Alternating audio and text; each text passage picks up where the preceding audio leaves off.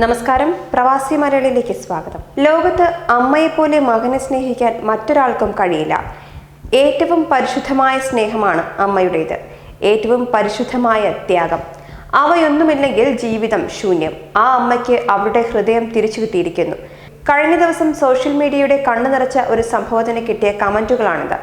Canada വിമാനത്താവളത്തിൽ നടന്ന ആ രംഗം അക്ഷരാർത്ഥത്തിൽ വികാരനിർഭരമായിരുന്നു. ആ വീഡിയോ കണ്ടാൽ കരച്ചിലടക്കാൻ കഴിയില്ല. ലോകം ഇന്ന് നേരിടുന്ന ഏറ്റവും വലിയ പ്രശ്നമായ അഭയാർത്ഥികളുടെ ദൈന്യതയിലേക്കും കഷ്ടപ്പാടിലേക്കുമാണ് ഈ രംഗം വിരൽ ചൂണ്ടുന്നത്. കാനഡയിൽ വിമാനത്താവളത്തിൽ ഒരമ്മ കാത്തിരിക്കുകയാണ്. അവരുടെ സമീപത്തേക്ക് എസ്കലേറ്ററിൽ ഒരു പുരുഷൻ വരുന്നു. അത് അവരുടെ മകനാണ്. 3 വർഷത്തിന് ശേഷം അവർ വീണ്ടും കാണുകയാണ്. എന്നേക്കുമായി അകന്നു പോയവർ എന്ന് വിചാരിച്ചവർ അതിർത്തികൾ അപ്രസക്തമാക്കി വീണ്ടും കണ്ടുമുട്ടുന്നു. അമ്മയുടെ മുഖത്തെ ഭാവം കാണുമ്പോഴേ അറിയാം അവരുടെ കാത്തിരിപ്പിന്റെ ആഴം. മകനോടുള്ള സ്നേഹം, ജീവിതത്തിന്റെ ഏറ്റവും നിഷ്കളങ്കവും തീവ്രവുമായ ബന്ധത്തിന്റെ തീവ്രത. മകൻ അടുത്തു വരുമ്പോഴേക്കും അവർ ചാടി എഴുന്നേറ്റ് അവനെ കെട്ടിപ്പുണരുന്നു. അപ്പോഴും അവരുടെ കണ്ണുകളിൽ നിന്ന് കണ്ണുനീർ ഒഴുകുന്നുണ്ടായിരുന്നു.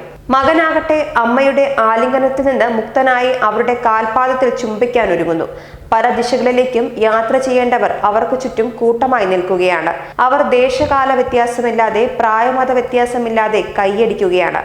അമ്മയുടെയും മകന്റെയും അപൂർവമായ പുനഃസമാഗമത്തിന് സാക്ഷ്യം വഹിക്കാൻ ഭാഗ്യം ലഭിച്ചവർ എന്ന നിലയിൽ സിറിയയിൽ നിന്നുള്ള അഭയാർത്ഥിയായ അമ്മയാണ് തന്റെ മകനു വേണ്ടി കാനഡ വിമാനത്താവളത്തിൽ കാത്തിരുന്നത്. അഭയാർത്ഥിയായി കാനഡയിൽ പ്രവേശിക്കാനുള്ള മകന്റെ അപേക്ഷ ഇപ്പോഴാണ് അംഗീകരിച്ചത്.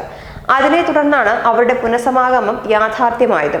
ദൃശ്യത്തിന് സാക്ഷിയായ ഒരാൾ വീഡിയോ സമൂഹ മാധ്യമത്തിൽ പോസ്റ്റ് ചെയ്തതോടെ ലക്ഷക്കണക്കിന് പേർ കമന്റുകൾ എഴുതി. നിമിഷങ്ങൾക്കകം വീഡിയോ കണ്ടത് 2 ദശലക്ഷത്തിലധികം പേരാണ്. പലരുടെയും കമന്റുകളും വൈകാരികമാണ്.